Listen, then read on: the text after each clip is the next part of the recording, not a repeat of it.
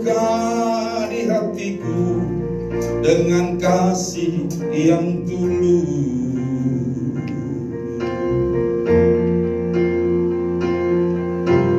Dosa yang merasuk kau basuh dengan darah-Mu kudus.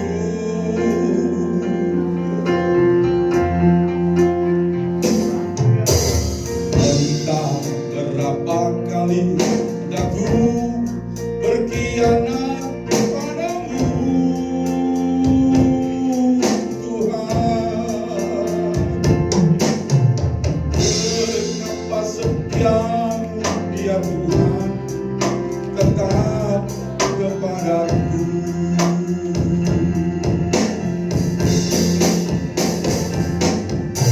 Sungguh ku tak mampu membalas kasih dan setia-Mu, Tuhan. Hatiku yang hina ini Kau rela berkorban.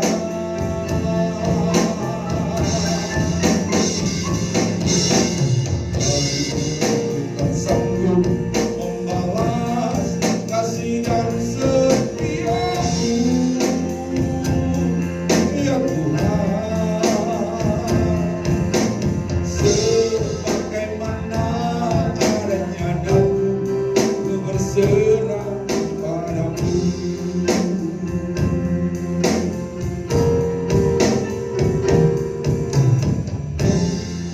Haleluya. Puji nama Tuhan. Kita ingat kasih Tuhan yang besar buat kita. Dia rela mati untuk kita. Seringkali kita berdosa karena Tuhan. Itulah karya salib yang besar bagi kita. Itulah yang Tuhan berikan buat kita untuk kita boleh diselamatkan. Haleluya.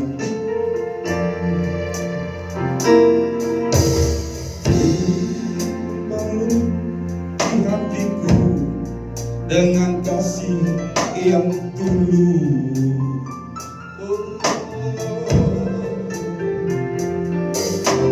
Dosa yang merasuk kau basuh dengan darah-Mu kudus.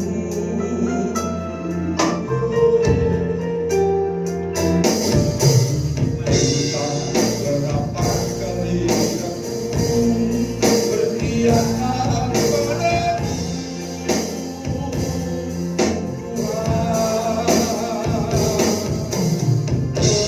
Betapa setiamu ya Tuhan, tetap kepadaku. Sungguh ku tak mampu menghadapi, haleluya.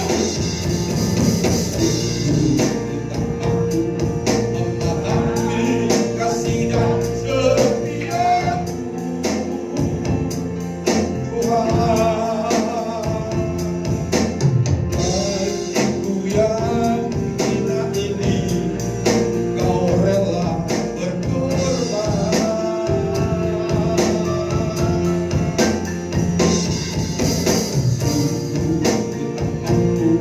Membalas kasih dan setia-Mu,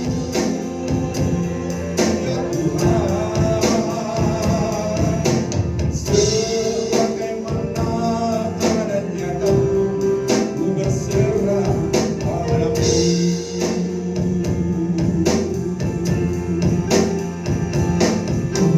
Sebagaimana adanya daku, berserah padamu.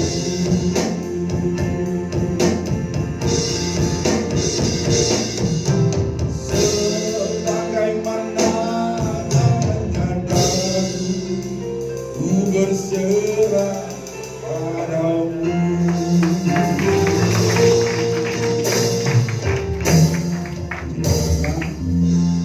Saya kembalikan. Puji Tuhan, sekali lagi berikan tepuk tangan yang paling meriah. Saya ingin tadi kali berbeda suara Epiki hati luar biasa. Saya kenal beliau-beliau ini hamba Tuhan yang luar biasa, yang selalu support ketika saya ada di dalam lapas Porong saudara. Beliau selalu datang Pak Adi dan rekan-rekan. Kadang-kadang agak minder juga karena mereka ngerti musik juga. Jago-jago bermain musik saudara. Makanya tadi agak ya sedikit. Puji Tuhan, ada satu kesaksian lagi monggo Bapak. Berikan tepuk tangan sekali lagi buat Tuhan yuk. Gak apa-apa, hari ini perlu dengan kesaksian. Puji Tuhan.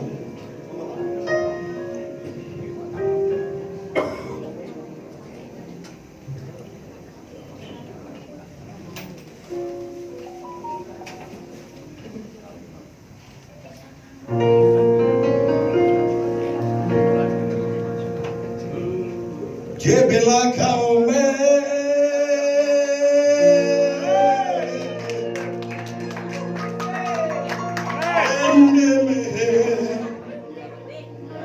mina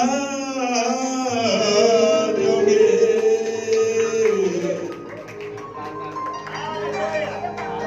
jese dabna joge.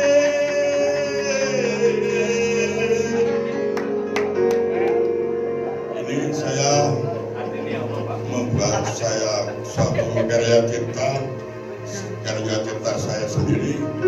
Pujian ini saya Indonesiakan yang saya kutip di dalam Mazmur 150 ayat 6 yang bernafas.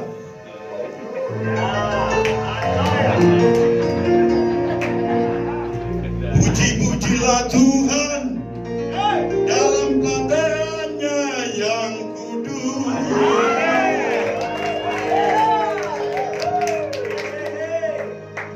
Langkahnya yang kuat, tangannya yang perkasa.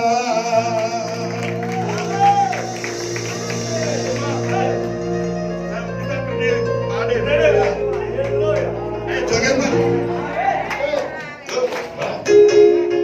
Amin.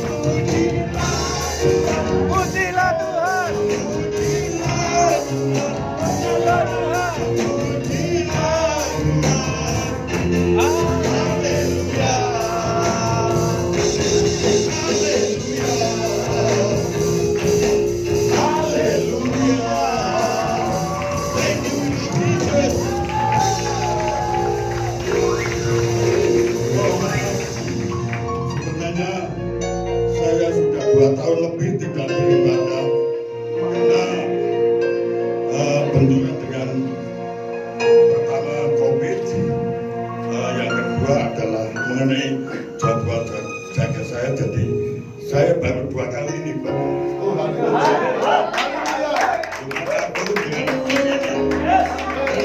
Kenapa?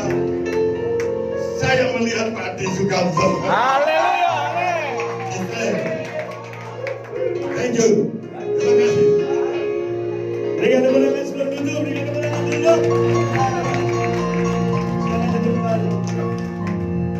Ya, baru 2 kali hadir. Moga-moga nggak berhenti Pak ya. Moga-moga hadir terus lagi Pak. Amin. Walaupun bekerja bisa diatur waktunya. Buat Tuhan pasti ada waktu. Amin. Amin. Tapi jangan lihat Pak Adi doang Pak. Kalau Pak Adi nggak ada nggak datang Pak. Apa mesti bawa Pak Adi terus ini? Ya kalau perlu Pak Adi terus saja datang ke sini. Haleluya.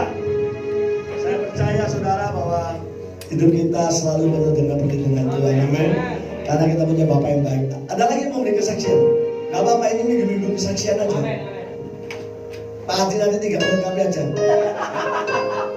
Bapak begini, Bapak. Saya tahu Pak Tuhan ini luar biasa. Bapak, nyanyi lagi Pak, monggo Pak. Saya nanti kita sudah mendengar di BAD, barusan sarukan. Gak apa-apa, ada lagi yang lain, monggo. Suaranya gak sarukan, saudara pertamanya. Kita hari ini diberkati bener loh. Amin. BAD datang. Tiba-tiba saya diberkati kok. Sarukan. Jadi luar biasa Bapak, bener. Cintanya sendiri Pak. Lagu tadi ciptaan sendiri atau? Ya. Oh haleluya. Berikan tepuk tangan sekali lagi buat Tuhan. Gimana Pak? Saya memandangkan di GGP Sola Gracia. Tanya Bu Sari. Oh, saya bisa kata ayat 2 ya. Ya, puji Tuhan. Sekali lagi berikan tepuk tangan yuk buat Tuhan. Ayo kita siapkan hati kita. Saya percaya kalau hidup kita di dalam penyertaan Tuhan, kenapa? Karena kita punya Bapa yang baik. Bapa yang selalu peduli akan hidup kita. Dia nggak pernah meninggalkan kita, saudara. Hari-hari saudara mungkin punya pergumulan. Jangan takut, jangan khawatir, jangan lepaskan pengharapanmu pada Tuhan. Karena apa? Karena Dia Bapa yang baik. Dia selalu mengasihi kita. Amin. Mari bersama menaikkan pujian. Engkau Bapa yang mengasihi.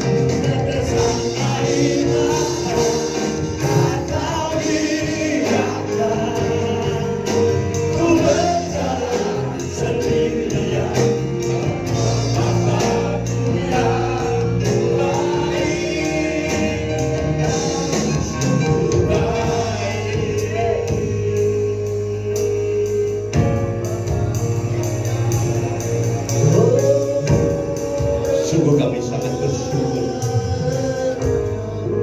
Betapa beruntungnya kami punya Bapa yang baik, Bapa yang mengasihi kami, Bapa yang tidak pernah meninggalkan kami, selalu menyertai dimanapun kami ada, selalu menyertai di setiap musim kehidupan kami. Terima kasih Bapa. Kalau kami ada saat ini, kalau kami ada di tempat ini, kami boleh bersama-sama bersukacita di hadapan hadirat-Mu, menaikkan pujian penyembahan kami. Itu juga oleh karena kebaikan-Mu, itu juga oleh karena kasih-Mu yang besar kepada kami. Kami mengucap syukur. Terima kasih Bapa, terima kasih. Kami tahu Engkau ada di tempat ini, Engkau hadir di tempat ini, Engkau telah menyiapkan berkat untuk Kau karuniakan kepada setiap kami anak-anak-Mu Tuhan. Berkat kesembuhan, berkat pemulihan, berkat pertolongan. Amin. Oh Tuhan, berkat apa yang kami perlukan, kami butuhkan. Terima kasih Bapak. Dan sebentar kami akan dengarkan firman Tuhan. Sama setiap hati Tuhan, supaya tenang, supaya tentram, damai, dan mereka boleh menangkap kebenaran firman Tuhan. Pemikiran Tuhan, isi hati Tuhan, mereka boleh memahami dan menjadikan pegangan hidup. Oh Tuhan, terima kasih. Engkau mengetahui keberadaan hamba-Mu Tuhan. Ada banyak kekurangan, ada banyak kelemahan. Engkau ampuni Tuhan. Hamba-Mu tidak menyampaikan, oh Tuhan, dari kekuatan kemampuan hamba-Mu yang terbatas. Kiranya Tuhan sendiri yang berbicara, oh Tuhan sendiri yang berkata-kata, Tuhan sendiri yang menyampaikan kebenaran itu Tuhan. Jadikan hamba-Mu ini alat-Mu Tuhan. Haleluya, menolong, mengurapi. Oh Tuhan, demikian juga semua jemaat yang ada. Terima kasih, kami bersyukur, kami dengar, kami terima firman Tuhan di dalam nama Tuhan Yesus Kristus. Bersama-sama kita katakan amin. Silakan duduk Bapak Ibu. Shalom. Haleluya. Kita sudah mendapat berkat luar biasa lewat pujian yang sudah dipimpin oleh hambanya Bapak Budi Jasin. Lama tidak ketemu Pak, 2 tahun lebih ya sejak pandemi ya. Senang sekali bertemu dengan Bapak Ibu juga pagi hari ini, dan kita boleh bersama-sama bertemu dengan Tuhan, itu yang paling penting. Berikan sorak-sorai buat Tuhan. Terima kasih untuk tim pengembalaan yang memberikan kesempatan kepada saya untuk melayani pagi hari ini. Ibu Michael, siapa? Bu Masak ya, lupa Mas Besar, sorry. Terima kasih. Mari Bapak Ibu yang dikasih Tuhan, kita merenungkan kebenaran firman Tuhan masih dalam suasana Paskah. Renungan pagi hari ini saya beri judul mengikuti jejak penderitaan Tuhan Yesus. Bapak Ibu Saudara yang dikasih Tuhan, ketika mendengar kata penderitaan, rasanya nggak enak ya. Penderitaan rasanya nggak enak. Kita senang mendengar kata bahagia, sukacita gitu. Bahkan rasanya kita juga berat ketika mempersiapkan ini ya, penderitaan. Sepertinya kabar yang nggak enak untuk didengar telinga. Kenapa? Karena saya tidak tahu keseharian Bapak Ibu, tapi saya mempercayai setiap kita seringkali mengalami penderitaan ya. Di hari-hari yang lalu, di hari-hari ini banyak sekali penderitaan yang kita alami. Apalagi dengan adanya pandemi ya.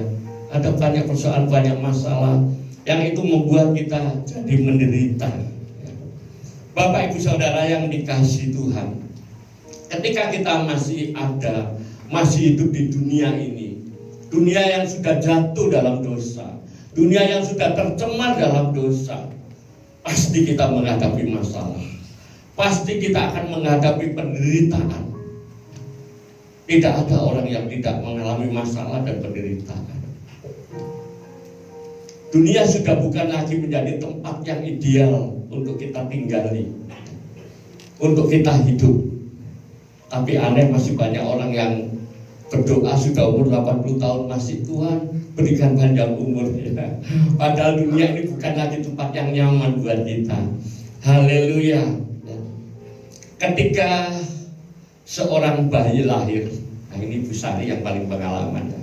Bayi yang normal pasti menangis, betul ya Bu ya? Betul Bu Sari. Bayi yang normal pasti menangis. Kenapa Bapak Ibu? Konon katanya ya, kalau bayi menangis itu karena dia setelah dia lahir, dia membuka mata, dia sadar ya, walaupun masih bayi tapi di dalam rohnya sadar dia sudah ada di dunia. Dia akan menghadapi banyak masalah, dia akan menghadapi banyak penderitaan. Mungkin tidak ada di pelajaran kebidanan Bu ya. Bahkan kalau Bapak Ibu mau cari ayatnya di Kejadian sampai Wahyu tidak ketemu ini ya. Tapi itu realita Bapak Ibu ya. Ketika kita masih hidup di dalam dunia ini, kita akan menghadapi banyak masalah, kita akan menghadapi banyak penderitaan. Apa yang dimaksud dengan penderitaan?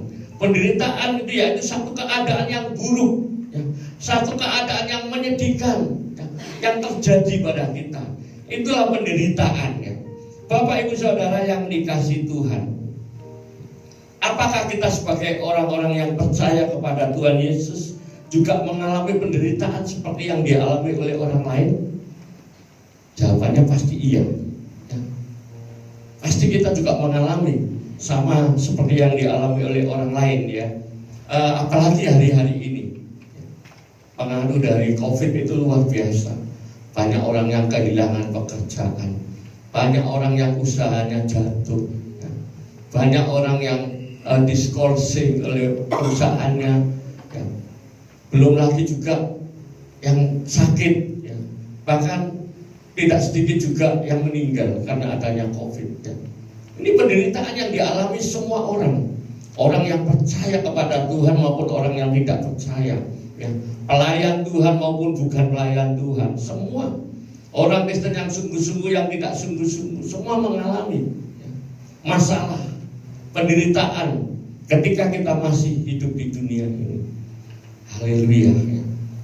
Bapak Ibu Saudara yang dikasihi Tuhan ya.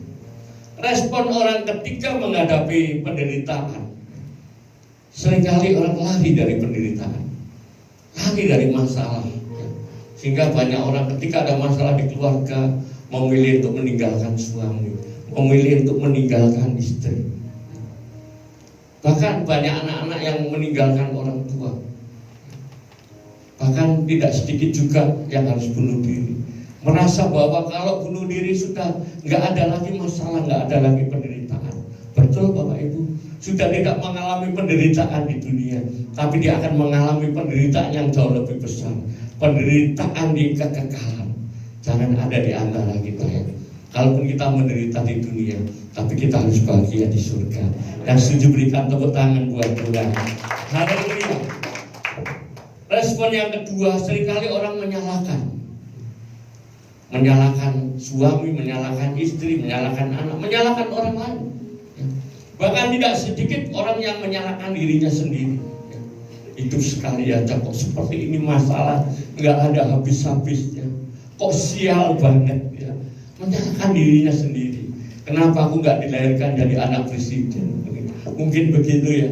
Selalu menyalahkan orang lain, menyalahkan diri sendiri. Bahkan yang lebih memprihatinkan, menyalahkan Tuhan. Tuhan tidak adil ya. Aku sudah mulai sungguh-sungguh ya.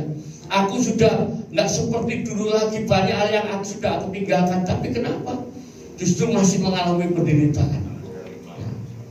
Haleluya. Ini reaksi orang pada umumnya. Tetapi respon anak Tuhan, orang Kristen ya, yang sungguh-sungguh. Kalau yang tidak sungguh-sungguh seperti itu, seperti orang pada umumnya. Tapi orang Kristen yang sungguh-sungguh, orang Kristen yang dewasa, pasti responnya akan berbeda. Orang Kristen yang dewasa pasti sekalipun menghadapi banyak persoalan, banyak masalah, tetap bisa mengucap syukur. Bisa semakin dekat dengan Tuhan. Menyadari kalau nggak dekat Tuhan, mau siapa lagi yang tolong? Ya. Mau mencari pertolongan dari mana lagi? Ini anak-anak orang Kristen yang dewasa, semakin banyak masalah penderitaan, semakin dekat. Ya. Gak tahu nanti kalau masalahnya selesai. Tetap dekat atau jauh? Di sini pasti tetap dekat. Saya percaya nggak ada yang kalau sudah ditolong Tuhan kemudian jauh. Di sini nggak ada ya. Nggak tahu kalau di rumah. Haleluya ya. Kemudian juga seringkali ketika orang percaya menghadapi masalah, ya, dia tetap bersemangat. Beda kalau orang dunia yang sudah lemah, rasa nggak ada harapan, rasa putus asa, kecewa. Tapi orang yang sungguh-sungguh percaya, dia tetap bersemangat karena percaya menghadapi persoalan tidak sendirian. Ada Tuhan. Tadi kita punya Bapak yang baik. Kita Bapak di dunia saja mau perhatikan anak-anaknya, apalagi Bapak yang di surga. Amin. Tetap semangat, jangan putus asa, jangan lemah. Biasa kita mengerti, kita hidup di dunia pasti ada masalah, pasti ada penderitaan. Bapak Ibu Saudara yang dikasihi Tuhan, jangan kita kemudian berpikir berharap kalau menjadi orang Kristen, kalau sudah bertobat, kalau sudah melayani tidak ada masalah. Sama sekali saya katakan tidak, tetap ada masalah. Bahkan masalah kita itu lebih besar daripada masalah orang dunia. Betul loh Bapak Ibu. Orang dunia menghadapi banyak persoalan masalah, kita menghadapi juga sama. Tapi ada masalah yang dihadapi oleh orang percaya yang tidak dihadapi oleh orang dunia. Apa itu? Yaitu ketika kita percaya kepada Yesus, kita menghadapi masalah, kita menghadapi penderitaan, itu tidak dialami oleh orang dunia. Haleluya. Ketika kita sungguh-sungguh percaya kepada Tuhan, saya seringkali ya ada jemaat atau teman yang menyampaikan, aku takut sungguh-sungguh dengan Tuhan. Kenapa? Saya lihat orang-orang yang dulunya itu nggak terlalu dekat, tapi setelah dekat Tuhan ada saja masalahnya. Ini respon yang salah Bapak Ibu. Memang ketika kita dekat dengan Tuhan, ketika kita mulai sungguh-sungguh atau ketika kita sudah sungguh-sungguh, justru di situ kita akan diperhadapkan dengan masalah, dengan penderitaan yang tidak dihadapi oleh orang yang tidak percaya, yang tidak dihadapi oleh orang-orang Kristen yang tidak sungguh-sungguh. Haleluya ya. Kita lihat di dalam Matius 16 ayat 24. Lalu Tuhan Yesus berkata kepada murid-muridnya, setiap orang yang mau mengikut aku, ia harus menyangkal dirinya, memikul salibnya dan mengikut aku. Ini berbicara tentang apa Bapak Ibu? Ini berbicara tentang penderitaan ya. Menyangkal diri. Artinya ia sudah tidak boleh lagi menuruti keinginannya, menuruti kehendaknya.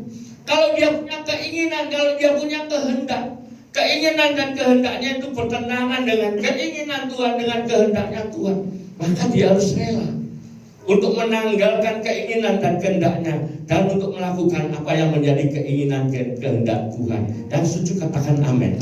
Yang mengerti katakan amin. Haleluya.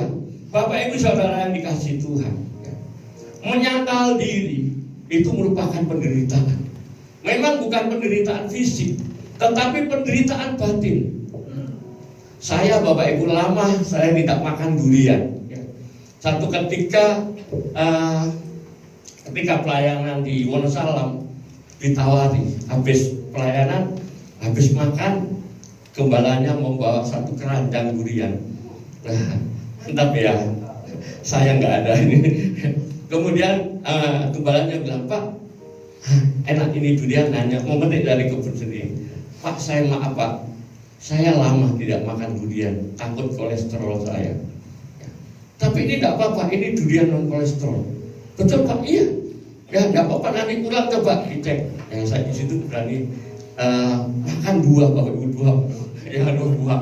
Tapi memang betul, tidak ada reaksi apa-apa, walaupun rasanya memang nggak enak ya. Jadi sepo gitu ya rasanya, nggak enak. Tapi paling tidak melihat durian. Ya. Ketika ingin durian, mesti istri saya mesti bilang, kolesterolnya. Anak-anak juga begitu. Pak, ingat kolesterolnya. Punya keinginan bisa beli, tapi nggak boleh. Kan nggak enak Bapak Ibu, rasanya kita tersiksa. Ya, menderita. Begitu juga kita. Kalau kita mau mengikut Tuhan, kita harus menyangkal diri. Yang dulunya judi nggak boleh judi, yang dulunya mendem nggak boleh mendem, kan gitu ya. Yang dulunya sering punya ke wanita lain ya, yang sudah nggak boleh lagi. Ya. Apalagi kalau itu sudah mendarah daging, ya. Terus kemudian ini harus menyangkal diri, tidak boleh lagi. Rasanya kayak apa Bapak Ibu? Aduh, kelepet mungkin gitu ya. Tapi kalau kita terus melawan keinginan itu dengan melibatkan Tuhan, melibatkan roh Tuhan, kita pasti mampu, pasti bisa. Amin. Ketika saya bertobat tahun 97, dulu dari seberang, dulu muridnya M, yang sekarang tahun 97 saya terima Tuhan. Tidak butuh waktu lama, saya banyak dilepaskan dari hal-hal yang buruk ya, malu untuk diceritakan. Tapi saya tahu itu bukan karya saya, bukan kekuatan saya, tapi itu Tuhan. Amin. Haleluya ya. Menyangkal diri ini merupakan penderitaan, bukan fisik tetapi batin. Kemudian dikatakan ia memikul salibnya dan mengikut aku. Lah ini kalau sudah memikul salib, ini baru penderitaan fisik ya. Memikul salib berbicara tentang penderitaan fisik, penderitaan karena kita percaya kepada Tuhan. Bukan salib Tuhan kita nggak kuat, dikatakan salibnya berarti salib kita masing-masing ya.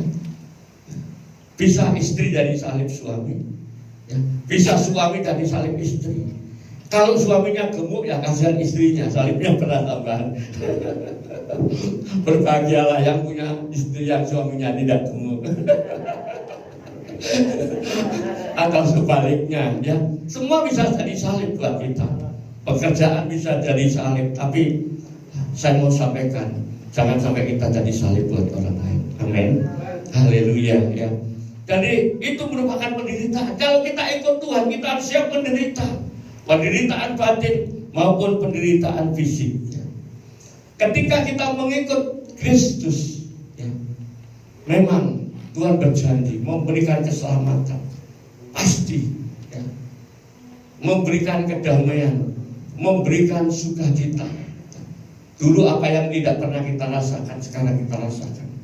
Apalagi kalau yang dulu bukan keturunan orang Kristen, pasti tahu sangat merasakan perbedaannya itu ya. Saya sendiri sangat merasakan perbedaannya itu. Tetapi Bapak Ibu yang dikasih Tuhan, ingat ya, ketika kita percaya Tuhan, Tuhan berjanji pasti selamat. Tetapi antara percaya dan selamat, disinilah ada penderitaan ya. Inilah ada penderitaan, inilah yang merupakan harga yang harus kita bayar. Yaitu kita menderita karena kita percaya kepada Yesus. Haleluya ya. Filipi 1 ayat yang ke-29.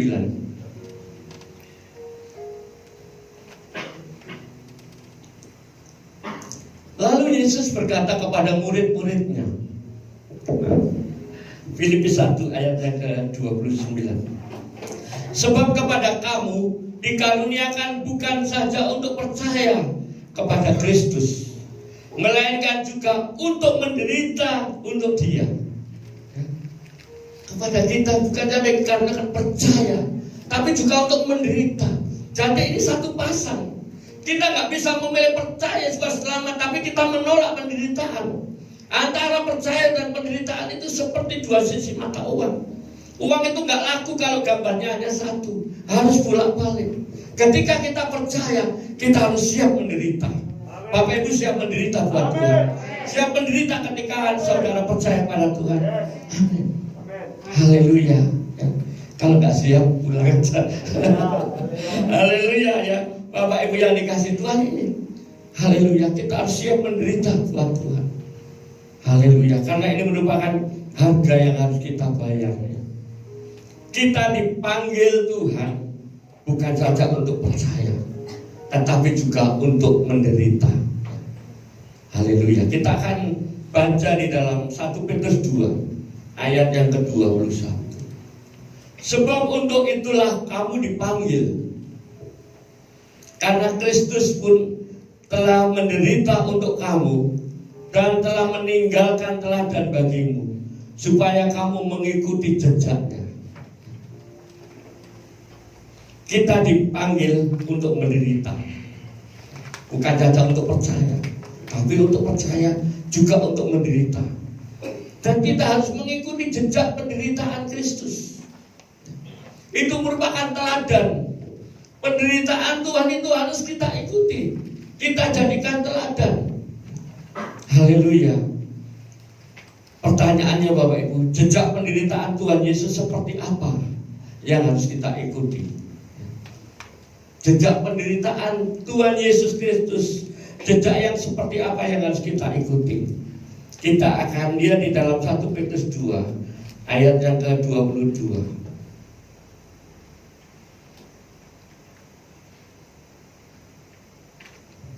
Ia tidak berbuat dosa dan tipu tidak ada dalam mulutnya. Tuhan Yesus menderita ya, bukan karena berbuat dosa. Sebaliknya seringkali kita menderita karena kita berbuat dosa. Tapi Tuhan Yesus menderita bukan karena berbuat dosa. Ayat ini sangat jelas. Tanpa dijabarkan Bapak Ibu bisa mengerti. Ia tidak berbuat dosa dan tipu tidak ada dalam mulutnya. Dia menderita bukan karena dosa, tetapi dia menderita karena dosa saya dan dosa Bapak Ibu Saudara. Haleluya. Dikatakan tipu tidak ada dalam mulutnya. Kenapa kok pakai ini? Tipu tidak ada di dalam mulutnya. Mulut alat untuk kita berkata-kata. Ini berbicara tentang perkataan ya. Dan ia tidak berbuat dosa dan tipu tidak ada dalam mulutnya. Dia tidak berkata-kata bohong. Kenapa pakai kata-kata? Bapak Ibu Saudara yang dikasih Tuhan, kata-kata, perkataan kita, ucapan kita, ini merupakan tolak ukur. Orang itu hidupnya benar, hidupnya sempurna atau tidak, itu bukan dilihat dari apa yang dilakukan, tapi dilihat ukurannya dari apa yang dikatakan. Kita lihat di dalam Yakobus 3 ayat yang kedua.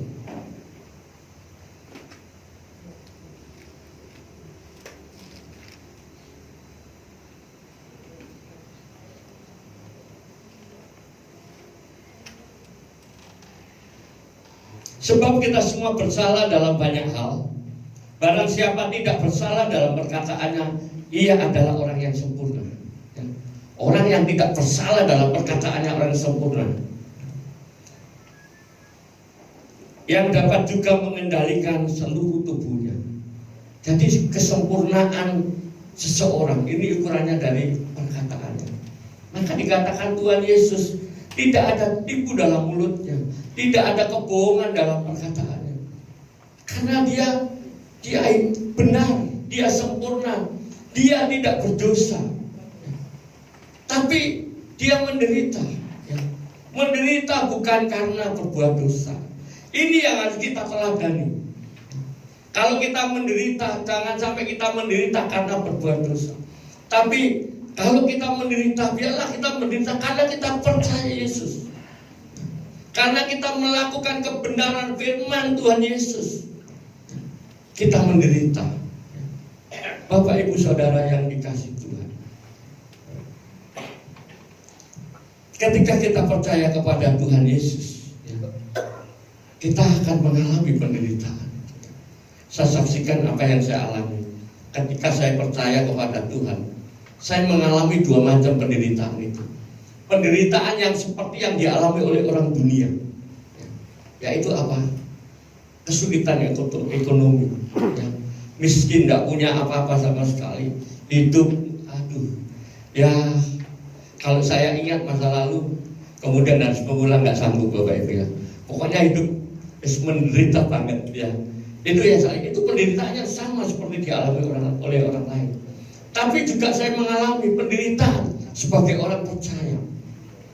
Keluarga saya memusuhi semua, orang tua, mertua, saudara ipar, saudara, kakak, adik, teman-teman menjauh. Ini penderitaan bukan karena berbuat dosa, tapi penderitaan karena percaya. Mungkin ada di antara Bapak Ibu Saudara menderita, ya, pekerjaannya dari dulu ya begitu-begitu saja.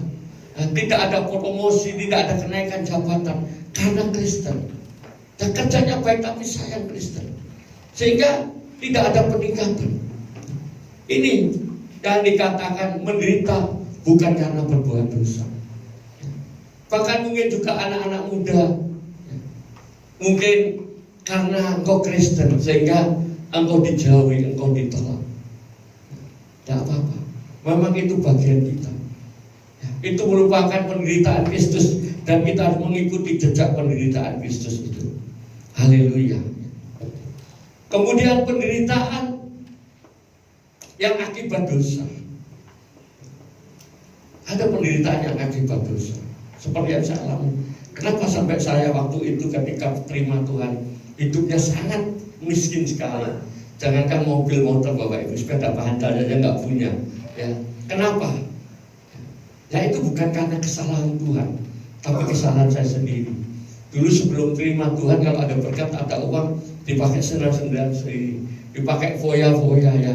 Tidak memperhatikan keluarga dan tidak ada pemikiran untuk kemudian menabung dan lain-lain.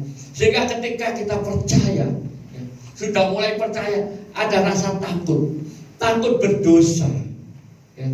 Ini jadi ketika ikut Tuhan, itu rasanya hidup itu sulit kalau dibandingkan dulu sebelum ikut Tuhan. Mau ini tidak boleh, mau itu nggak boleh, mau ini salah. Jadi akhirnya hidupnya sulit. Tetapi yang sulit itu, yang menderita itu tidak mengurangi damai sejahtera. Amin. Kalau kita mengalami sulit, mengalami penderitaan, mengalami masalah, tapi itu karena kita berpegang pada kebenaran, itu membuat hati kita tenang, membuat hati kita tentram, membuat hati kita damai. Haleluya. Lalu bagaimana kalau kita menderita karena kita berbuat dosa? Kalau kita menderita karena kita tidak berbuat dosa, itu mengikuti jejak penderitaan Tuhan. Tapi ketika kita menderita karena kita berbuat dosa, masuk di tempat pendidikan, ya, mungkin ada yang mengalami, masuk di tempat pendidikan, tempat sekolah kehidupan, ya karena apa yang ditabur, dan itu akan dituai. Ya. Seperti saya tadi, apa yang saya tabur saya tuai. Sehingga ketika kita percaya, ya mengalami itu, tuaian itu. Tapi Tuhan itu baik. Ada saatnya Tuhan memulihkan. Amin. Haleluya. Bapak Ibu Saudara yang dikasihi Tuhan, pasti apa yang kita tabur kita tuai. Ketika kita sadar, oh, aku mengalami penderitaan karena aku salah, karena aku berdosa, karena aku berbuat jahat. Gak ada pilihan lain Bapak Ibu. Kita gak usah kemudian mencari alasan bertele-tele. Datang kepada Tuhan, minta ampun kepada Tuhan. Amin. Ketika kita datang kepada Tuhan, minta ampun kepada Tuhan, Tuhan pasti mengampuni. 1 Yohanes 1 ayat 9. Jika kita mengaku dosa kita, maka Tuhan yang setia dan adil itu akan mengampuni segala dosa kita, akan menyucikan kita dari segala kejahatan. Tuhan mengampuni kita itu bukan karena dosa kita kecil. Walaupun dosa kita sebesar gunung mungkin. Bahkan ada ayat yang mengatakan walaupun dosa kita merah seperti kesumbang, ya merah seperti kirmisi, Tuhan sanggup menjadikan putih seperti salju. Tuhan sanggup menjadikan putih seperti bulu domba. Tuhan pasti mengampuni. Asal kita datang dengan kerendahan hati, dengan sungguh-sungguh membutuhkan pengampunan dari Tuhan dan komitmen untuk tidak mengulangi lagi. Tuhan pasti mengampuni Bapak Ibu. Tapi sekalipun dosa itu kecil ya, ngerasani bojone, tidak tahu itu dosa kecil apa besar ya, tapi tidak diakui di hadapan Tuhan, tidak diakui di hadapan suami atau istrinya atau orang lain, Tuhan tidak akan mengampuni. Karena ketika kita tidak mengakui, berarti kita tidak membutuhkan pengampunan. Kalau kita tidak butuh, Tuhan tidak akan memberi pengampunan. Haleluya. Bapak Ibu Saudara yang dikasihi Tuhan, di dalam realita kehidupan kita mungkin ketemu dengan saudara-saudara kita kita nggak usah membicarakan orang di luar Tuhan. Sesama orang-orang Kristen. Kenapa dia itu hidupnya penuh dengan dosa? Pekerjaannya seperti itu, menghalalkan segala macam cara. Tapi kenapa semakin diberkati Tuhan? Ya, apa saja yang dikerjakan semakin berkembang, semakin maju. Bisa beli ini, bisa beli itu. Hidupnya kelihatannya makmur. Kadang-kadang ada orang seperti itu.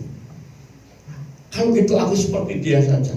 Sudah hidup tidak perlu berpegang firman. Ya hidup bebas saja. Bapak Ibu Saudara yang dikasih Tuhan. Kalau kita berbuat salah, berbuat dosa, kemudian kita memetik buah dari dosa kesalahan kita, bersyukur berarti Tuhan masih mengasihi kita. Kita masih dianggap anak-anaknya. Tapi kalau kita berbuat salah, tapi ternyata tidak ada dampak, tidak ada efek, ya, tidak ada buah dari kesalahan yang harus kita terima. Hati-hati Bapak Ibu. Jangan-jangan kita sudah bukan anak lagi. Jangan-jangan kita sudah tidak dianggap lagi sebagai anak oleh Tuhan. Kita lihat di dalam Ibrani 12. Ibrani 12 ayat yang ke-7 dan ke-8. Jika kamu harus menanggung ganjaran, Tuhan memperlakukan kamu seperti anak. Di manakah terdapat anak yang tidak dihajar oleh ayahnya? Tetapi jikalau kamu bebas dari ganjaran yang harus diderita setiap orang, maka kamu bukanlah anak, tetapi anak-anak hampa. Ketika kita berbuat salah dosa, tapi semuanya tetap baik-baik. Pekerjaannya baik, malah rezekinya lancar. Hati-hati. Jangan-jangan kita sudah bukan anak lagi. Kalau sudah bukan anak, artinya apa? Diumbar Bapak Ibu. Ya. Seperti kita dengan anak kita, kalau anak kita masih bisa kita nasihati dengan baik-baik, ya.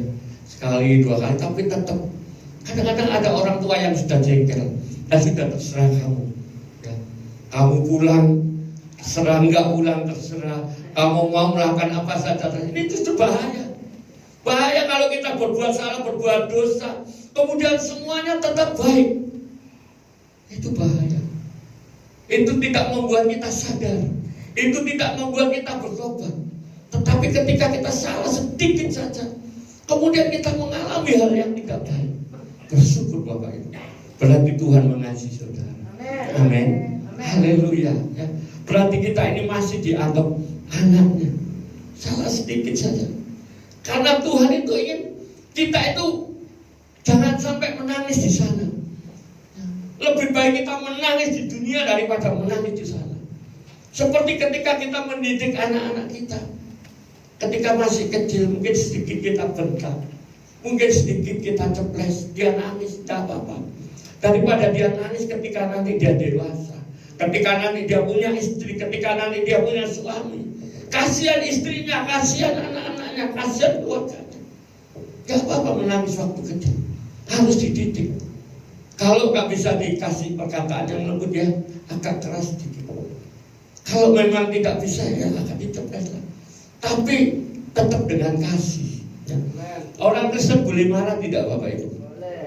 Boleh. Betul ya, boleh ya. Boleh. Yang nggak boleh itu kalau jadi pemarah. Itu yang nggak boleh. Sedikit-sedikit marah. Marah kok sedikit-sedikit. Sekalian banyak ya. Boleh marah Bapak Ibu, boleh. Di dalam Efesus 4 ayat 26 jelas boleh. Tapi ada alasannya. Seperti orang tua anaknya dididik dari sekolah, waktu sekolah nggak sekolah, berangkat dari rumah, kan boleh dimarahi. Karena mengasihi, bukan karena benci. Kita boleh marah. Kemudian cara marahnya ini juga harus benar. Kalau ngomong juga harus beda sama orang di luar Tuhan. Jangan kebun binatang keluar semua. Kasihan penjaganya Bapak Ibu. Ya, harus tetap. Kemudian juga marah, jangan disimpan. Bahkan firman Tuhan katakan, jangan sampai matahari itu terbenam sebelum pas sama marah. Tadi matahari nggak boleh terbenam dulu karena kita masih marah. Ini kan gaya bahasa hiperbola dibalik. Artinya sebelum matahari terbenam, ya malah kita sudah padam. Jangan disimpan sampai berhari-hari, berminggu-minggu. Apalagi kalau sama suami atau sama istri, jangan disimpan Bapak Ibu, rugi. Kalau sudah ditinggal kayak saya, aduh, rasanya ya, yang masih punya suami, punya istri, kalau masih ada dia mana-mana, seluruh, ya minta apa dituruti, betul loh Pak Andre. Kalau sudah ditinggal, aduh rasanya ya, rasanya berat sekali, sakitnya itu di sini Pak Andre. Haleluya. Jadi Bapak Ibu Saudara yang dikasih Tuhan, kita mengikuti jejak penderitaan Tuhan. Dan Tuhan menderita bukan karena berbuat dosa.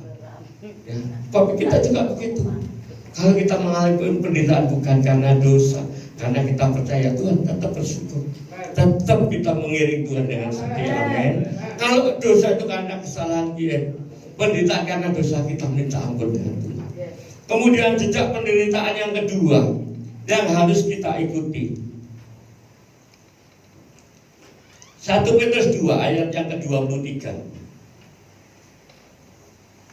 Ketika ia dicaci maki, ia tidak membalas dengan caci maki. Ketika ia menderita, ia tidak mengancam, tetapi ia menyerahkannya kepada Dia yang menghakimi dengan adil. Ketika dicaci maki, tidak membalas caci maki. Ketika yang menderita, tidak mengancam. Haleluya. Ketika Tuhan disalib, orang-orang yang lewat berkata, bukankah kamu yang berkata bahwa kamu akan menghancurkan bait suci dan dalam 3 hari kamu akan membangunnya kembali. Sekarang kalau kamu anak Elohim, turunlah, selamatkan dirimu. Dicaci maki, diolok-olok, diejek. Kamu katanya mau menyelamatkan orang lain, selamatkan dirimu. Turun dari salib, maka aku akan percaya. Itu dikatakan oleh Tuhan seperti itu. Dicaci maki, diolok-olok, tapi dikatakan ketika dicaci maki, ia tidak membalas dengan caci maki. Ketika ia menderita di salib, tidak mengancam. Seandainya saya jadi Tuhan, was tak intinya, awas kamu ya.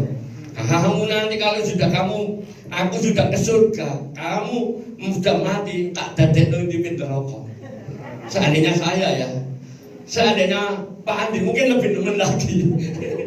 Seringkali kita nggak begitu, dicaci maki, membalas caci maki. Kemudian kita menderita, kita mengancam-ancam. Nah, kalau kita berani mungkin kita ajak ribut, tapi kalau nggak berani mengancam-ancam. Ancamnya lewat Facebook, lewat WA, malah kena undang-undang IT. Haleluya, mestinya tidak begitu. Kita harus mengikuti teladan penderitaan Tuhan. Ketika dia dicaci maki, tidak membalas caci maki. Ketika ia menderita, tidak mengancam. Artinya apa? Sekalipun dia menderita, Tuhan tetap sabar. Amin. Harusnya kita begitu. Sekalipun kita menderita, harusnya kita tetap sabar.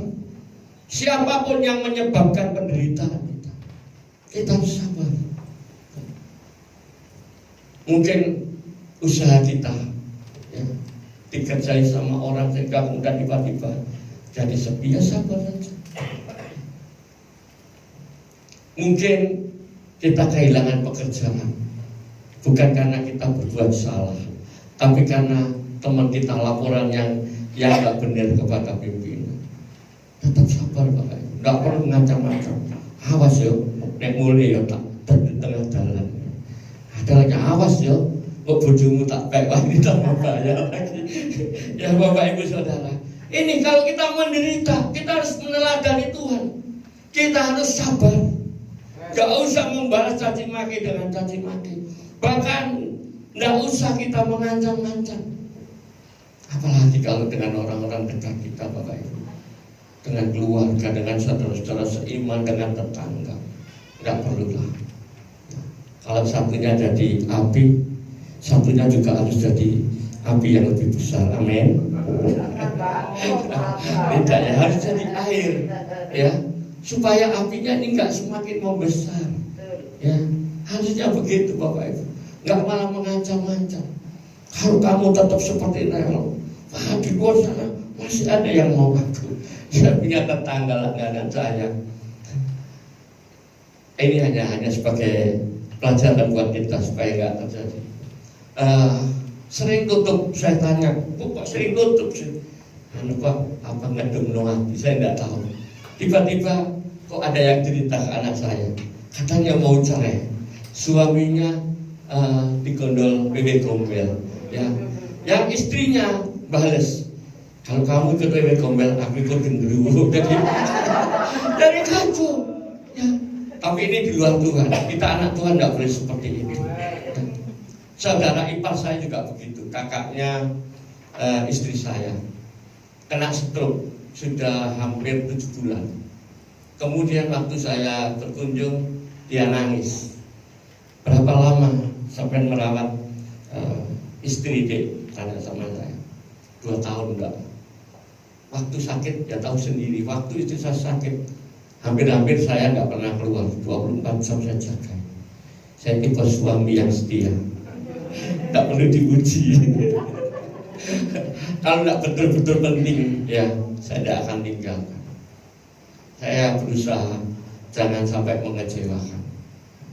Terus kemudian mbak saya ini tanya, Masmu kok nggak seperti itu, orang di luar Tuhan?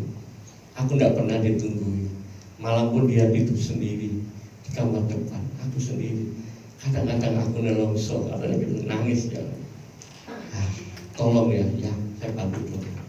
Puji Tuhan tidak sampai 2 minggu, kemudian telepon saya, keadaannya sudah dipulihkan Tuhan. Ya, saya bersyukur sekali, saya senang. Ya, dia kesaksian, tetap saya kira walaupun dia di luar Tuhan, saya motivasi, kasih ayat, kasih renungan, dari pujian dia senang. Ya, itu yang saya tabur. Bapak Ibu Saudara yang dikasih Tuhan, harusnya ketika kita menderita, kita tetap sabar. Jangan membalas caci maki dengan caci maki. Jangan kita mengancam-ancam ketika kita menderita karena orang lain. Ya. Untuk bisa kita tidak melakukan hal itu, apa yang harus kita lakukan? Yang harus kita lakukan seperti dilakukan Tuhan, yaitu menyerahkannya kepada Dia yang menghakimi dengan adil. Supaya kita bisa sabar, ini rahasianya. Mungkin ada orang-orang yang merugikan, ada orang-orang yang menipu, ada orang-orang yang mengecewakan. Padahal kita sudah sangat baik, kita sudah sering menolong, tetapi ternyata ya, air susu dibalas air toba. Bapak Ibu tetap harus sabar. Supaya bisa sabar, serahkan semuanya kepada Tuhan. Serahkan semuanya. Dia hakim yang adil, yang tidak perlu membalas. Di dalam Ibrani 10 ayat 30 dikatakan pembalasan adalah hakku. Pembalasan itu haknya Tuhan. Jangan coba-coba kita ketika kita menderita karena ulah orang lain kemudian kita berusaha membalas. Ketika kita membalas berarti kita mengambil apa yang menjadi hak itu. Berarti kita menjadi hakim buat orang itu. Penghakiman itu haknya Tuhan. Ibrani 10 ayat yang ke-30. Sebab kita mengenal Dia yang berkata, pembalasan adalah hakku, akulah yang akan menuntut. Kita lihat lagi satu ayat lagi, Roma 12 ayat 20.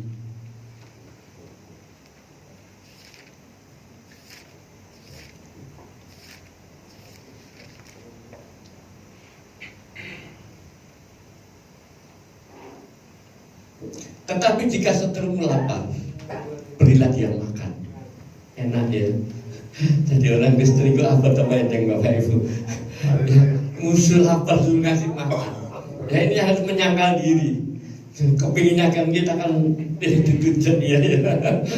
Tapi disuruh ngasih makan. Ya kalau makan ya sudah lah. Syukur kalau nggak bisa makan. Mungkin kita dulu gitu ya. Tapi ini menyangkal diri tidak boleh. Ketika musuh kita lapar kita ngasih makan. Jika ia haus, berilah ia minum. Minum air putih loh Bapak Ibu. Jangan dicampur yang lain loh. Nanti air putih tapi campurnya racun ya. Ini bukan itu. Ini yang dimaksud air ya. Jika ia haus, berilah dia minum. Dengan berbuat demikian, nah ini, kamu menumpukan bara api di atas kepalanya. Ngeri ya. Dengan kita berbuat itu, dan orang itu akan berurusan dengan Tuhan. Ya, Tuhan menumpukan bara api di atas kepalanya. Kayak apa rasanya Pak? Saya tidak pernah.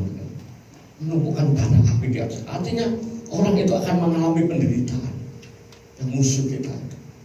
Kalau dia tetap tidak sadar perbuatannya yang dilakukan kepada kita, ketika kita menyerahkan kepada Tuhan. Saya ingat dulu pokoknya lama ya, sebelum saya terima Tuhan, sebelum saya jadi Kristen, ya pergaulan saya mungkin mirip-mirip dengan pergaulannya Mas Misal. Atau enggak, ini dari kecil baik ya. Satu ketika ada seorang teman yang dia tiba-tiba pamer baju Manhattan. Zaman itu waktu itu mahal, keren ya, cukup branded ya, cukup mahal. Kemudian dia pakai HP. Waktu itu HP juga masih jadi alat komunikasi yang mahal ya, bukan seperti sekarang. Kemudian dia kumpul dengan teman-teman, dia cerita, ini aku dapat dari pabrik gula, rumah saya dekat pabrik gula. Ini dari stafnya pabrik gula. Orangnya pas pulang kampung mendekati hari seperti ini. Rumahnya kosong, dia masuk, dia ambil HP, dia ambil baju, beberapa barang. Kemudian ada teman yang nyeletuk, hati-hati loh, orang itu orang Kristen. Orang Kristen itu nek ndonga bahaya, katanya gitu. Wong Kristen itu maladi, katanya gitu. Saya belum ngerti sih, saya baru tahu ya setelah dari Kristen. Gak lama Bapak Ibu Saudara, ketika dia naik motor ke Surabaya, kecelakaan di daerah Sepanjang, cukup parah, sampai beberapa bulan dia nggak bisa jalan. Saya bilang ternyata benar ya, orang Kristen itu maladi. Tapi orang Kristen yang sungguh-sungguh, bukan orang Kristen yang kesorten. Ya. Seperti Bapak Ibu di sini, ya orang Kristen yang sungguh-sungguh, amin. Di sini sungguh-sungguh, nggak tahu kalau di rumah. Saya berharap di rumah lebih sungguh-sungguh, amin. Berikan doa-doa buat Tuhan, haleluya. Tadi ini, ya jejak penderitaan yang harus kita teladani dari Tuhan. Yang pertama, Tuhan menderita bukan karena berbuat dosa. Jejak penderitaan yang kedua, ketika menderita dia tetap sabar. Kemudian yang ketiga, jejak penderitaan apa yang menjadi teladan buat kita? 1 Petrus 2 ayat 24. Ia sendiri telah memikul dosa kita di dalam tubuhnya di kayu salib, supaya kita yang telah mati terhadap dosa hidup untuk kebenaran. Oleh bilur-bilurnya kamu telah sembuh. Yang ketiga ini saya simpulkan, Tuhan Yesus menderita untuk kebaikan orang lain. Dia disalib bukan karena dosanya, tapi karena dosa manusia. Bapak Ibu Saudara yang dikasihi Tuhan, masalah yang terbesar ya, bagi semua orang, termasuk kita orang percaya ya, tapi seringkali kita tidak menyadari. Kita menganggap masalah yang terbesar itu kalau kita itu miskin, kalau kita nggak punya apa-apa, itu masalah yang terbesar. Mungkin bagi yang jomblo, masalah terbesar kalau dia kemudian ditolak terus. Mungkin bapak-bapak, ya, masalah yang terbesar kalau anak-anaknya sudah nggak bisa dididik, ya, terlibat pergaulan yang bebas. Ini masalah terbesar. Bagi istri-istri, ketika suaminya pergi seperti Bang Toyib, sudah 2 kali lebaran, nggak tahu lebaran yang keberapa. Ya, ini masalah terbesar. Atau sebaliknya, karena sekarang ini bukan hanya suami yang meninggalkan istri, ada istri yang meninggalkan suami. Tapi istri itu di sini tidak ada. Nggak tahu kalau di rumah tetap nggak ada ya.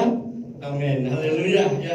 Bapak Ibu Saudara yang dikasihi Tuhan, Tuhan Yesus menderita untuk kebaikan orang lain. Karena Tuhan tahu masalah yang terbesar yang dihadapi oleh semua manusia, yaitu dosa ini. Kalau masalah ekonomi kita bisa menyelesaikan, masalah keluarga kita bisa menyelesaikan, walaupun butuh waktu lama. Tapi masalah dosa, manusia nggak bisa selesaikan. Dosa nggak bisa diselesaikan dengan perbuatan baik. Dosa nggak bisa diselesaikan dengan hidup benar. Dosa nggak bisa diselesaikan dengan kita menjadi orang beragama. Dosa harus ditebus. oleh darah yang kudus, darah yang mahal, darah yang tidak bercacat celah. Dan itu tidak ada. Zaman perjanjian lama, manusia berdosa, dia mempersembahkan darah binatang. Itu hanya lambang, itu hanya simbol. Di perjanjian baru itu tidak berlaku. Kenapa? Karena kehidupan binatang, ya, itu masih di bawah manusia. Manusia itu lebih bernilai dari binatang. Darah binatang tidak cukup untuk menebus darah manusia. Darah dosa manusia harus ditebus oleh darah manusia. Tapi manusia yang tidak berdosa itu tidak ada. Maka Tuhan adalah yang merendahkan diri, datang ke dunia, bukan untuk bersenang-senang, bukan untuk menjadi raja, bukan untuk memamerkan kekuasaannya, tetapi dia mau menderita, ya, buat saya dan Bapak Ibu, supaya kita tidak menderita. Dia rela mati supaya kita yang seharusnya mati, kita hidup. Amin. Haleluya. Karena upah dosa itu adalah maut. Dia menderita karena kita, ya. Bapak Ibu Saudara yang dikasih Tuhan, harusnya kita juga mengikuti jejak penderitaan Tuhan itu. Kita rela menderita untuk kebaikan orang lain. Haleluya. Kita harus rela menderita untuk kebaikan orang lain. Kenapa Tuhan mau menderita demi untuk menyelamatkan kita? Alasannya satu, Bapak Ibu. Karena Dia mengasihi kita. Yang setuju berikan sorak-sorai. Karena Dia mengasihi manusia. Tetapi yang diselamatkan hanya orang yang percaya. Jadi bersyukur, kita dikasih, kita diselamatkan. Tapi apa gunanya kita dikasih tapi nggak diselamatkan karena nggak percaya? Injil Yohanes 3 ayat 16 sangat jelas. Karena begitu besar kasih Tuhan akan dunia ini. Tuhan mengasihi dunia, mengasihi seluruh manusia yang hidup di dunia. Tetapi yang diselamatkan, yang memperoleh hidup yang kekal, hanya orang yang percaya kepada Dia. Amin. Maka Bapak Ibu tetap percaya, genggam erat iman kepercayaan kita kepada Tuhan. Apapun yang terjadi, penderitaan boleh datang silih berganti. Jangan kau lepaskan dari genggamanmu, iman percayamu kepada Tuhan. Amin. Haleluya. Kita harus rela menderita juga untuk orang lain. Kolose 1 ayat yang ke-24.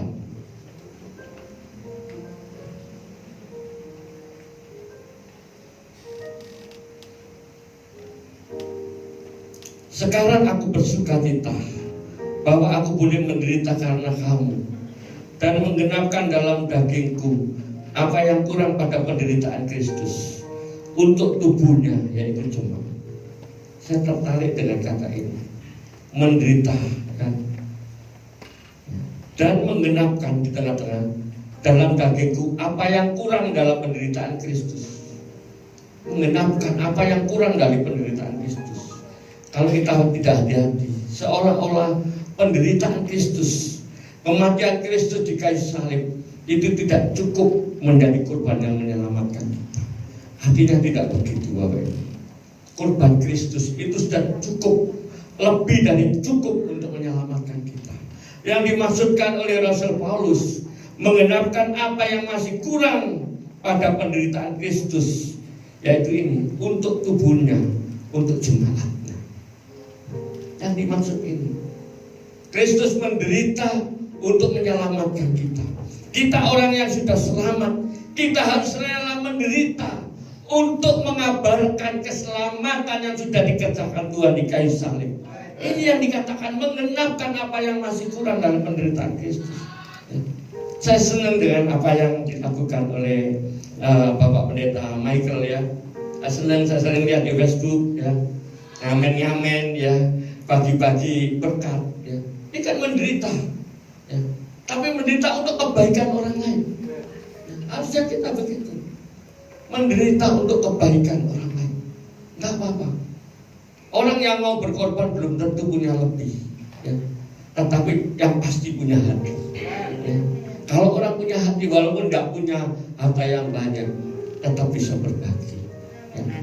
Di dalam Kisah Rasul 1 ayat 8 dikatakan, kita harus menjadi saksi di mana Bapak Ibu? Yerusalem, Yudea, Samaria, dan sampai ke ujung bumi. Haleluya. Yudea yang berbicara tentang keluarga, Yerusalem keluarga, Yudea orang di sekeliling kita, Samaria ya orang yang tidak percaya sampai ke ujung bumi. Dan kita harus menjadi saksi itu. Untuk menjadi saksi Bapak Ibu, kita akan banyak mengalami penderitaan, kita akan banyak mengalami kesusahan. Haleluya. Saya baca satu kesaksian yang menurut saya luar biasa. Seorang hamba Tuhan yang tinggal di Bali, di Nusa Dua Bali, namanya Bapak Pendeta Barnabas, tidak disebutkan gerejanya ya. Dia mengatakan bahwa Tuhan sudah berkorban buat saya, waktunya saya berkorban buat Tuhan, mengenapkan apa yang masih kurang dari berita Tuhan. Berkorban untuk Tuhan bagaimana? Yaitu dia harus memperhatikan jemaat yang Tuhan percaya. Jemaat yang dia gembalakan itu hampir 200 ya. Tapi tinggal di gereja yang terbuat dari barang-barang bekas, triplek bekas, seng bekas, dan lain-lain. Dia rela pendeta ini jadi pemulung Bapak Ibu. Ngambil plastik, botol-botol plastik, cari-cari kertas, cari-cari apa di sampah yang bisa dijual. Nah, kalau dia tidak mulung sehari-harinya, dia bisa gojek. Pokoknya apa saja dikerjakan. Ini menderita bukan untuk dirinya sendiri, tapi untuk orang lain. Amin. Apa alasannya? Karena kasih. Kalau kita punya kasih, pasti bukan sesuatu yang berat, sekalipun itu penderitaan, kita akan melakukan. Sekalipun itu untuk orang lain. Amin. Bahkan sekalipun itu untuk musuh kita, untuk orang yang membenci kita, untuk orang yang pernah merugikan kita, untuk orang yang pernah menipu kita. Kalau kita punya kasih, kita rela menderita untuk mereka. Amin. Haleluya. Penderitaan, kita harus mengikuti jejak penderitaan Tuhan. Tuhan menderita karena tidak berbuat dosa. Tuhan sabar ketika menderita. Kemudian juga Tuhan menderita karena untuk kebaikan orang lain. Haleluya. Bapak Ibu Saudara yang dikasihi Tuhan, kalau kita hanya melihat penderitaan demi penderitaan, terus masa orang Kristen kita ikut Tuhan hanya menderita terus? Bapak Ibu yang dikasihi Tuhan, tidak. Ketika kita mengikuti jejak penderitaan, ada janji-janji Tuhan yang luar biasa yang diberikan Tuhan kepada kita. Kita lihat di dalam Roma pasal 8 ayat 17. Roma 8 ayat 17. Dan jika kita adalah anak, maka kita juga adalah ahli waris. Maksudnya orang-orang yang berhak menerima janji-janji Tuhan, yang akan menerimanya bersama-sama dengan Kristus, yaitu jika kita menderita bersama-sama dengan Dia, supaya kita juga dipermuliakan bersama-sama dengan Dia. Katakan amin. Kalau kita menderita bersama-sama dengan Tuhan, kita akan dipermuliakan bersama-sama Tuhan. Kita akan memerintah bersama-sama Tuhan. Amin. Haleluya. Rasul Paulus, Bapak Ibu Saudara, ketika dia melayani Tuhan secara jasmani, secara manusiawi, Rasul Paulus tidak pernah mengalami keadaan yang baik. Kalau menurut manusia, ukuran manusia, Rasul Paulus tidak pernah hidupnya senang. Haleluya. Di dalam 2 Korintus 11 ayat 23 sampai 28, saya tidak bacakan supaya tidak makan lama. Rasul Paulus keluar masuk penjara. Rasul Paulus seringkali disesat, dipukul, dicambuk. Beberapa kali dia mengalami karam kapal. Artinya dia mengalami penderitaan demi penderitaan. Mulai dia percaya, terus mengalami banyak persoalan, banyak penderitaan. Tapi apa yang dikatakan oleh Rasul Paulus di dalam Roma 8 ayat yang ke-18? Sebab aku yakin bahwa penderitaan zaman sekarang ini tidak dapat dibandingkan dengan kemuliaan yang akan dinyatakan kepada kita. Artinya apa? Memang terus banyak mengalami penderitaan, tapi penderitaan ini tidak dapat dibandingkan dengan kemuliaan yang akan diterima. Amin. Itu Bapak Ibu yang dikasih Tuhan. Kalau kita mengikuti jejak penderitaan Tuhan, mungkin daging kita menolak, mungkin daging kita terasa sakit, tetapi ingat, di balik penderitaan itu ada kemuliaan. Amin. Di balik salib ada mahkota. Haleluya. Haleluya. Bapak Ibu Saudara yang dikasih Tuhan, saya panggil pemusik, saya minta tolong bantuan Mela dan Singer. Penderitaan yang Bapak Ibu Saudara alami di masa-masa yang lalu, yang saudara alami di hari-hari ini, yang saudara akan alami di hari-hari yang akan datang. Penderitaan karena saudara percaya kepada Tuhan, penderitaan karena saudara hidup benar di hadapan Tuhan, penderitaan yang karena saudara mengikuti jejak penderitaan Tuhan. Bapak Ibu, jangan kecewa, jangan menjauh, apalagi meninggalkan Tuhan, tetapi tetaplah percaya, setia mengabdi, melayani dan mengasihi Dia, karena di balik penderitaan ada kemuliaan, di balik salib ada mahkota. Tuhan Yesus memberkati. Berikan sorak-sorai paling mulia buat Dia. Terima kasih Bapak. Mari kita bersama-sama berdiri, kita angkat satu puji.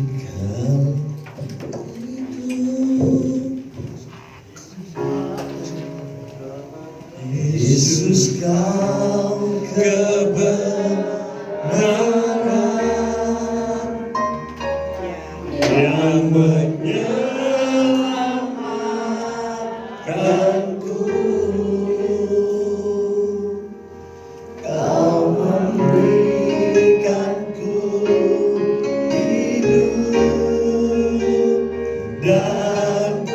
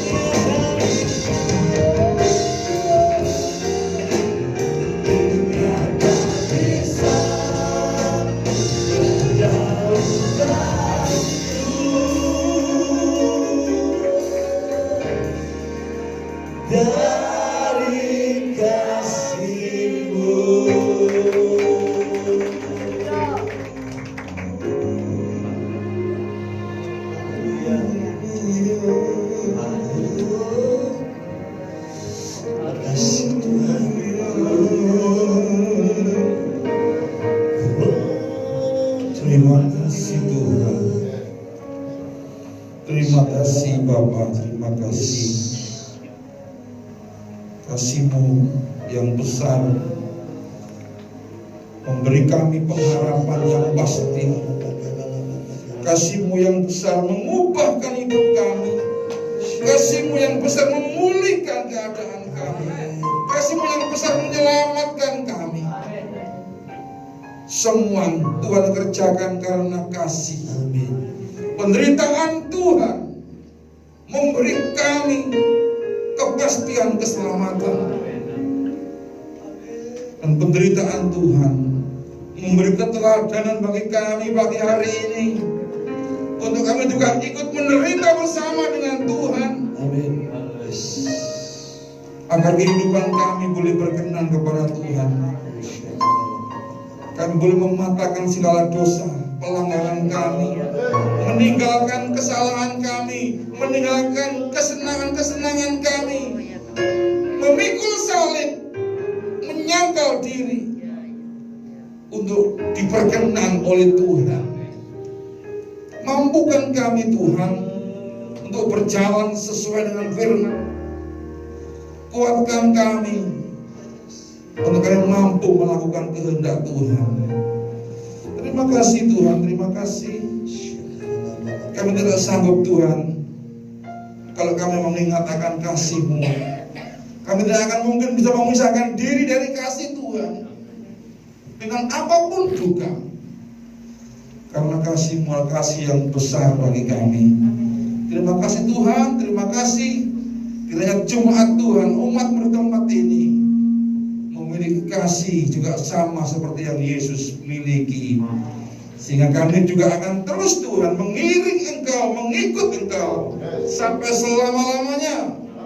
Apapun yang terjadi, penderitaan apapun, kami akan jalani, kami akan lalui bersama dengan Tuhan. Di situ kami akan mengalami kemenangan, mengalami sukacita. Di balik penderitaan ada mahkota yang Tuhan sediakan bagi kami. Terima kasih Tuhan buat firman Tuhan pagi hari ini, agar iman kami, percaya kami semakin kuat di dalam Tuhan. Berkati setiap kami pada hari ini, sehingga kami boleh dapat mendapatkan berkat Tuhan dan firman ini menjadi kehidupan kami. Dalam nama Tuhan Yesus Kristus, kami serahkan doa kami. Haleluya. Amin. Amin. Berikan tepuk tangan sekali lagi buat Tuhan Yesus. Haleluya.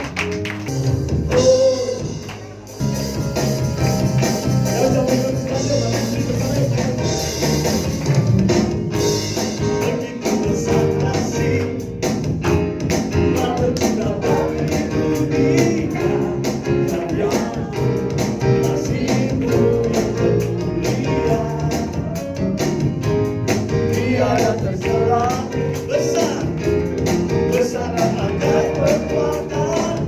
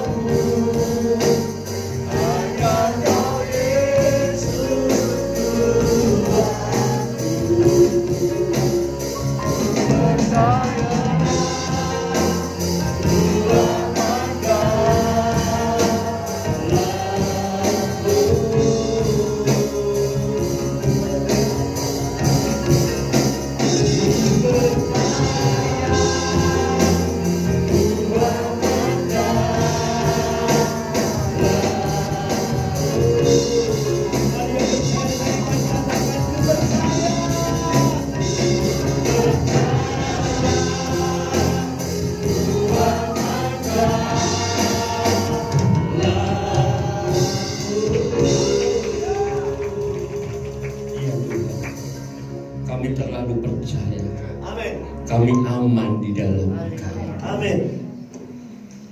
Pagi hari ini kami bersama-sama bersyukur dan bersukacita. Tuhan masih memberi kami kesempatan yang terbaik, kesempatan yang terindah. Kami dapat beribadah di tempat ini. Terima kasih buat hadirat-Mu Tuhan. Terima kasih buat lawatan Tuhan. Terima kasih buat firman Tuhan. Terima kasih buat karya-Mu Tuhan. Terima kasih buat kekasih-kekasih Tuhan yang Tuhan perkenankan hadir pagi hari ini. Kami serahkan jemaat Tuhan di dalam tangan-Mu Tuhan. Engkau memberkati mereka, Engkau memberkati keluarga mereka, Engkau memberkati apa yang mereka kerjakan, apa yang mereka usahakan. Setiap pergumulan yang ada, Tuhan selalu campur tangan memberikan pertolongan. Saat mereka diperhadapkan dengan penderitaan, Tuhan memberikan kekuatan yang baru. Para pelayan Tuhan, pemain musik, WL, singer, penerima tamu yang mengambil persembahan, demikian juga Tuhan memberkati mereka, keluarganya, studinya, pekerjaannya, Tuhan usahanya diberkati oleh Tuhan. Dalam nama Yesus, demikian juga para pengurus, Tuhan memberkati mereka. Hamba-Mu berdoa Tuhan untuk pekerjaan Tuhan yang ada di tempat ini. Tuhan, kami percaya karya-Mu tidak hanya berhenti sampai di sini. Tuhan, pekerjaan ini makin hari akan makin berkembang karena ada kesehatian di antara hamba-hamba-Mu di tempat ini. Tuhan, secara kuantitas maupun secara kualitas akan mengalami perkembangan yang luar biasa Tuhan. Akan banyak orang-orang Tuhan diselamatkan di tempat ini. Akan banyak jemaat Tuhan didewasakan di tempat ini. Di dalam nama Tuhan Yesus. Hamba-Mu berdoa untuk Bapak Gembala, Tuhan yang saat ini pelayanan di luar kota. Tuhan menyertai, Tuhan menjaga, melindungi, memberkati pelayanannya, dan Tuhan menjadikan berkat. Kami bersyukur Tuhan, kasih-Mu yang akan mempertemukan, kasih-Mu yang akan mempersatukan kami kembali. Kalau ada yang hari-hari ini sedang berulang tahun, mungkin ulang tahun kelahiran ataupun ulang tahun pernikahan, Tuhan, kiranya Engkau mencurahkan berkat, Tuhan. Berkat di dalam nama Tuhan Yesus. Engkau berikan kesehatan yang baru, Engkau berikan umur yang panjang, Tuhan, dalam nama Yesus. Dan biarlah mereka semakin mengerti hidup mereka. Mereka mau pakai untuk kemuliaan Tuhan. Haleluya. Pernikahan mereka, rumah tangga diberkati Tuhan. Bapak Ibu Saudara yang dikasihi Tuhan, siapkan hatimu untuk menerima berkat Tuhan. Haleluya. Terima dan bawa pulang berkat, anugerah dan rahmat dari Bapa di surga, cinta kasih Tuhan Yesus Kristus, persekutuan yang indah, yang manis dengan Roh Kudus, yang akan terus menyertai, memimpin, membimbing setiap langkahmu, mulai hari ini sampai Maranatha Tuhan datang kembali. Segala berkat ini kami mohonkan hanya di dalam nama Tuhan Yesus Kristus. Yang percaya sudah diberkati Tuhan, bersama-sama kita katakan amin. Tuhan memberkati.